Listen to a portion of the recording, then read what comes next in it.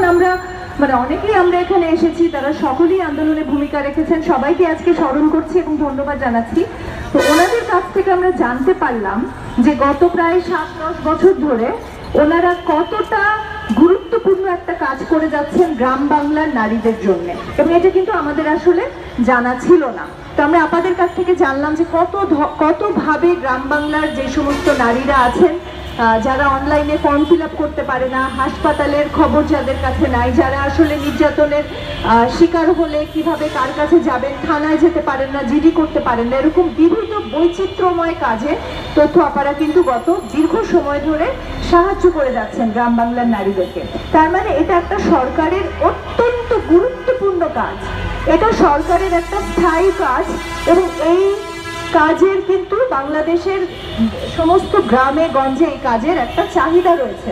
অর্থাৎ তথ্য আপাদেরকে আমাদের দরকার, গ্রাম বাংলার নারীদের জীবনে তথ্য আপারা অত্যন্ত গুরুত্বপূর্ণ এবং প্রয়োজনীয়। এই জিনিসটাও কিন্তু আমরা জানতাম না, তো আমরা জানতে পারলাম। এবং তারপরে আমরা জানতে পারলাম যে গত 7-10 বছর ধরে এই মন্ত্রণালয় থেকে আওয়ামী লীগ সরকারের আমলে ওনাদের সাথে কি কি ধরনের অবিচার হয়েছে, কিভাবে ওনাদের কাছ থেকে টাকা কেটে নেওয়া হয়েছে, ওনাদেরকে বারবার আশ্বাস দেওয়া হয়েছে যে রাজস্বকরণ করা হবে, ওনাদেরকে গভর্নমেন্টের সরকারি চাকরিতে স্থায়ী করা হবে, কিন্তু পরবর্তীতে দেখা গেছে যে সেটার আসলে কোনো বাস্তবায়ন হয়নি। তার মানে ওনাদেরকে আশ্বাসের পর আশ্বাস দেওয়া হয়েছে, মিথ্যা আশ্বাস দেওয়া হয়েছে, কিন্তু আমরা দেখেছি যে ওনাদের আসলে ওনারা সেই যেই ওনাদের চুক্তির ভিতরে যে রাজস্বকরণের প্রতিশ্রুতি ছিল সেই চুক্তির বরখেলাপ হয়েছে বারবার।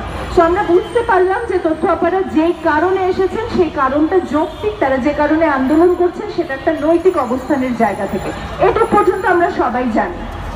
কিন্তু তথ্য আপাদের কাছ থেকে খবর নিতে নিতে আমরা আরো একটা চমকপ্রদ ব্যাপার আবিষ্কার করলাম এবং একটা দুঃখজনক ব্যাপার আবিষ্কার করলাম। সেটা হচ্ছে যে এই তথ্য আপারাই একমাত্র নয়, বাংলাদেশ সরকার এইভাবে ঠিকাদারি প্রতিষ্ঠানের মাধ্যমে লক্ষ লক্ষ নিয়োগ করেছেন, যে নিয়োগগুলো আসলে ভাই যেটা বললেন যে নিয়োগগুলো আসলে শ্রম অধিকারের এবং শ্রম আইনের এবং ILO কনভেনশনের স্পষ্ট লঙ্ঘন।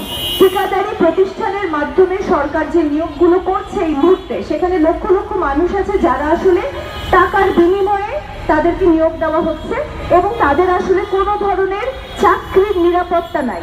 অর্থাৎ তারা কিন্তু টাকা দিয়ে 2 লাখ, কেউ 2.5 লাখ, কেউ 3 লাখ টাকা দিয়ে বাংলাদেশের একেবারে সাধারণ অনেক গরিব পরিবার থেকে তারা এসেছেন, তারা একটা সরকারি চাকরির জন্য প্রচুর পরিমাণে টাকা তাদের দিতে হচ্ছে। গত 10 বছর ধরে যে এই প্র্যাকটিসটা চলছে বাংলাদেশ সচিবালয়, এই জিনিসটা কিন্তু আমরা জানতাম না।